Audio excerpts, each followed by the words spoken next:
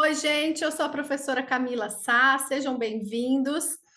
Eu estou aqui hoje para fazer um vídeo que não é de um tema específico, mas que ele tem um propósito que é ajudar vocês a encontrarem uma certa lógica em algumas coisas na contabilidade. Eu não sei como vocês funcionam, mas eu funciono entendendo as coisas. Então, eu acho que a gente tem uma memória, né, um HD disponível com uma capacidade limitada e não dá para a gente querer ocupar todo ele decorando 1 milhão de conceitos, principalmente você que está aí estudando para concurso, sabe que você tem muita matéria para estudar, então não dá para a gente querer decorar tudo, não dá e não precisa, né? Tudo aquilo que tem uma lógica, que tem uma estrutura, e tudo tem, na verdade, se a gente for estudando com cuidado, nos ajuda a não ter que decorar, a achar um significado, um sentido nas normas. E aí hoje eu quero falar dos critérios de avaliação de ativos e passivos. Se você quiser dar uma lidinha antes da gente começar a conversar aqui, pausa esse vídeo, vai lá na Lei 6.404 e dá uma olhada no artigo 183 e 184. O que esses artigos falam? Como é que você vai tratar os ativos e passivos no momento 2, 3, 4? O que eu quero dizer com o momento 2, 3, 4? Ao contrário das receitas e despesas, que todo ano, a cada exercício, elas são encerradas, eu faço a apuração do resultado e ano que vem eu começo de novo, começo do zero. Os ativos e passivos, eles não começam do zero. As contas patrimoniais, elas continuam ao longo da vida da empresa. Então, eu tenho uma dívida com o banco dia 31 de dezembro. Dia 1º de janeiro, ela permanece lá. Assim como o meu contas a receber do cliente, assim como o meu estoque, assim como o meu imobilizado.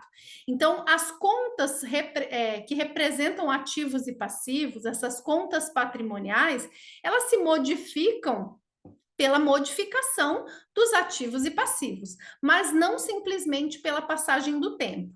E aí o que acontece? Eu preciso ter uma regra, uma estrutura que me diga como é que eu vou avaliar, como é que eu vou colocar valor num item que está comigo há 10 anos, há 15 anos, há 20 anos, há um mês, sei lá, e que está virando de um exercício para o outro. É para isso que serve essa história chamada critérios de avaliação de ativos e passivos. E aí eu quero explicar aqui uma coisa para vocês começarem a entender que existe um sistema organizado, que as normas que a gente vai estudando separadinho, elas convergem todas para esse mesmo sistema.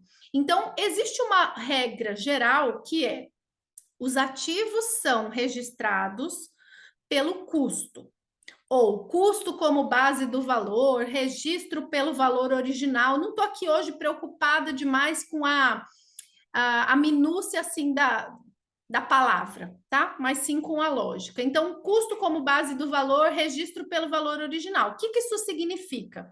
Que quando algo entra no meu ativo, em princípio, esse bem, esse direito entra pelo valor que está sendo negociado naquele momento.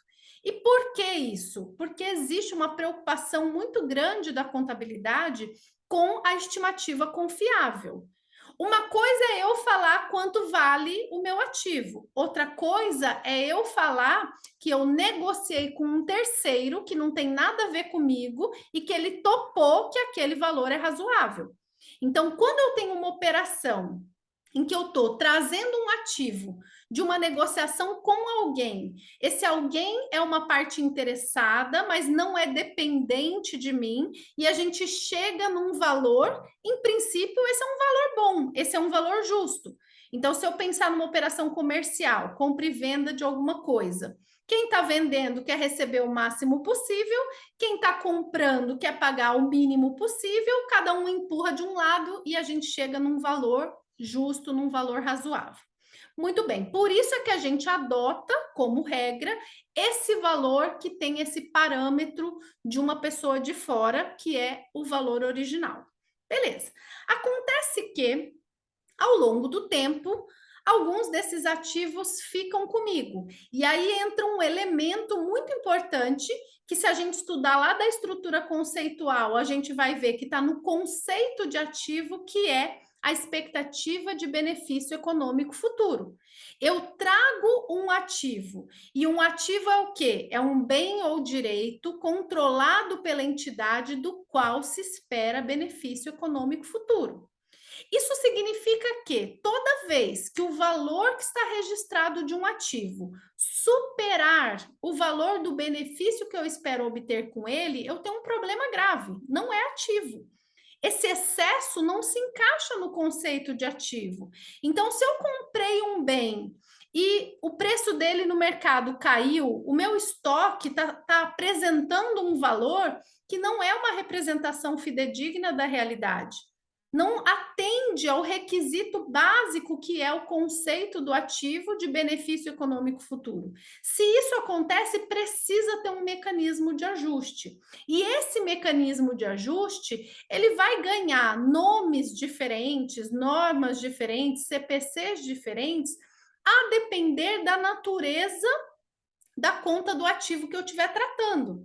Como assim, Camila? O que eu quero dizer aqui é que existe muita coisa em comum entre a perda estimada no recebimento de crédito, aquela antiga PCLD, que reduz lá a conta de clientes, o impairment, que eu registro lá no imobilizado no intangível, a redução ao valor recuperável do estoque, tudo isso é a mesma coisa, adaptada para um determinado ativo.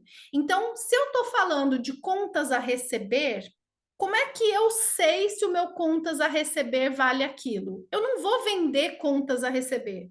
Então, não dá para eu comparar o benefício econômico futuro que eu vou ter do contas a receber com o valor de venda, porque eu não vendo minha carteira de clientes normalmente. Agora, eu tenho uma expectativa de quanto aquilo vai me dar de dinheiro. Se eu tenho uma história de inadimplência, se eu tenho conhecimento de que tem um cliente que faliu, que sumiu, que está atrasado há tanto tempo e eu não consigo mais cobrar, eu já sei que eu não vou realizar tudo aquilo. Então, para essa natureza de ativo, o que que faz sentido? Eu estimar a inadimplência. E assim eu ajusto o meu ativo para um número que me parece confiável do que eu vou receber. Se eu mudar de história e for para o estoque, é diferente. O estoque é uma coisa que eu tenho com objetivo de vender. E provavelmente eu tenho um histórico de vendas e tenho uma previsão de valor que eu vou obter com aquilo. Então, se eu percebo que o valor de mercado do bem que eu vendo caiu porque ficou obsoleto, porque surgiu outro produto melhor, porque eu não estou conseguindo chegar no meu consumidor, sei lá, porque o mercado está saturado, eu estou perdendo valor em relação ao que eu comprei, aquele meu estoque precisa ser reduzido. Então, um bom parâmetro para dizer se o valor do meu estoque está bom ou não é eu ver por quanto eu tenho a expectativa de vender. E se a expectativa do que eu vou receber com ele for menor do que o que está no ativo, eu vou fazer uma redução. Aí eu vou lá para o imobilizado e para o intangível. Poxa, eu não vendo imobilizado e intangível. Então não adianta eu ficar procurando o preço de mercado das últimas unidades que eu vendi. Por quê? Porque o imobilizado e o intangível, por conceito, eles são bens de natureza permanente, eles são direitos de natureza permanente. Então, como é que eu posso estimar o benefício econômico futuro que eu vou ter com o imobilizado? Aí a lei foi lá e criou, né, uma norma específica para falar: olha, vamos fazer assim. No caso do imobilizado e do intangível, você pode escolher. Ou você vê quanto esse bem vale por aí no mercado, ou você estima quanto você vai conseguir gerar de resultados futuros usando esse bem do jeito que você usa. Se de algum jeito você conseguir provar aquele valor que está ativado, aquele valor que está reconhecido na sua contabilidade, está tudo bem. Se o valor que você acredita que você vai ter de benefício for menor do que isso, aí você tem um problema também. E esse problema você resolve como? Fazendo o reconhecimento de um impairment. Então, gente, para não demorar demais aqui também, o que eu quero mostrar nesse vídeo aqui? Eu quero mostrar que você vai estudar o detalhe de cada regra.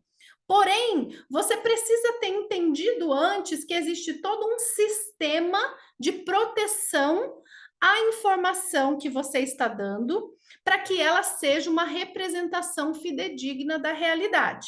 E para que você consiga fazer essa representação fidedigna, você vai ter um monte de normas que te ajudam a valorar, a avaliar esses ativos e passivos, dando métodos, dando uma metodologia. E para cada natureza de ativo e passivo, você vai ter uma regra, inclusive as regras de exceção. Então, eu estou aqui falando desde o começo desse vídeo que o ativo normalmente é registrado pelo valor de aquisição e eu só mexo nesse valor se for para reduzir. Verdade. Excepcionalmente, para algumas situações, eu tenho ajustes, eu tenho reconhecimentos de ganhos, mas eles são exceções a essa regra.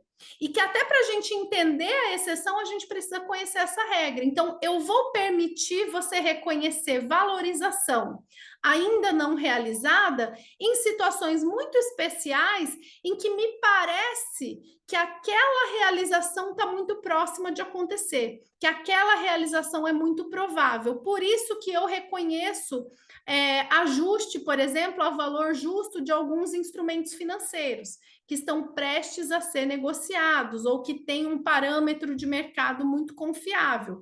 Por isso que as minhas propriedades para investimento podem ser reconhecidas a valor justo.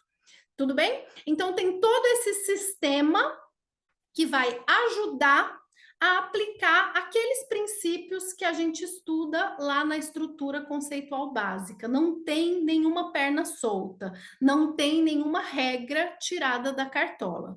Toda vez que você achar que aquela regra não faz sentido, você vem aqui na minha página e pede que eu te ajude, tá bom? Então, voltamos a falar aqui daqui para frente, ou até tem alguns vídeos aí, se vocês quiserem estudar esses assuntos específicos, esses critérios específicos, a gente daí vai falando em aulas separadas. Se você gostou desse vídeo, curte aí, por favor, compartilhe com os amigos, os colegas que possam se interessar com isso também, tá bom? E eu espero vocês aqui no próximo.